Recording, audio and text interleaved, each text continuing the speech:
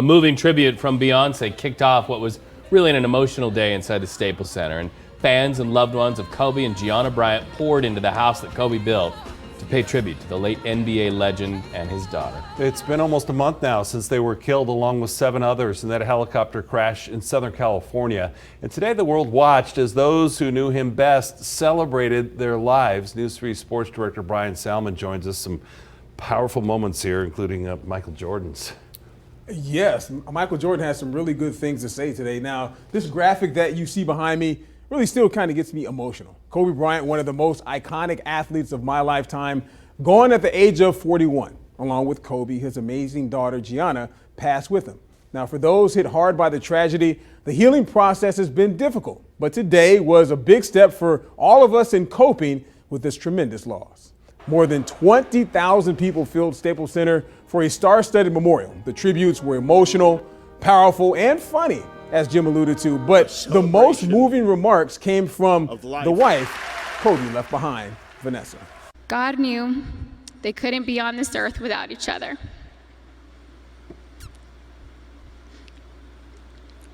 He had to bring them home to heaven together. When Kobe Bryant died, a piece of me died.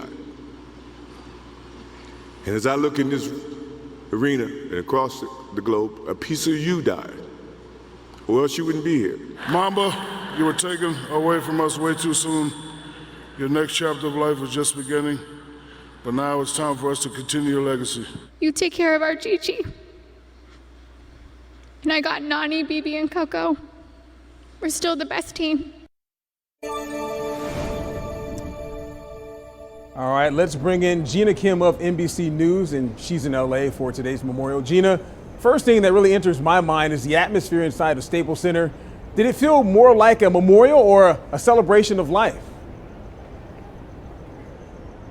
Well, you know, of course, it's kind of both, right?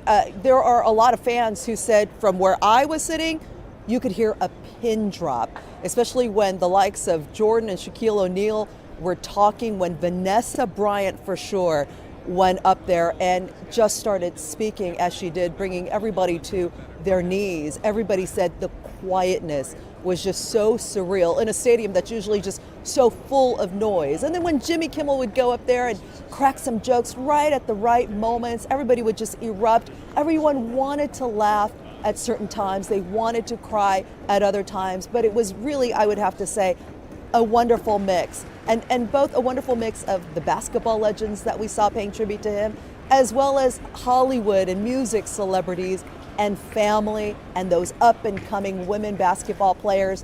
I just thought the whole thing was just a really nice, well-balanced mishmash. A wonderful emotional roller coaster. Now, personally, do you have a most memorable moment, if you will, that stands out to you? Either Michael Jordan, which we just heard, bringing levity to the proceedings, Shaq's story of Kobe, or maybe something else that left an imprint with you? Well, what struck me was how many people did not speak. This event was supposed to go on until 1 o'clock Pacific time, so we were expecting to go until 1:30 Pacific time because we thought it was a solid 3 hours. It started about half an hour late. I saw Steph Curry out there. I saw Kareem Abdul-Jabbar in the audience, as you probably did. I saw Magic Johnson. Why didn't they go up on the stage? But I really think when Michael Jordan started speaking and Vanessa started speaking and everybody was just sobbing in the audience, I think I understood why those great people had to take their place. It's because everybody just couldn't keep it together. I think a lot of people had a lot of things they wanted to say about Kobe Bryant, his daughter, as well as the 7 others who perished. And I think today they just felt like they wanted to listen. I was amongst those folks with the teary eyes at my home watching the event. Thank you very much, Jinah Kim of NBC News, for joining us. Still to come later on in sports, the big local news regarding VGK and the NHL trade deadline as GM Kelly McCrimmon reacts. But for now, Reed, Jim, back to you guys. All right. Thanks for bringing us all that. Thank you so much. We'll see you in a little bit. Now.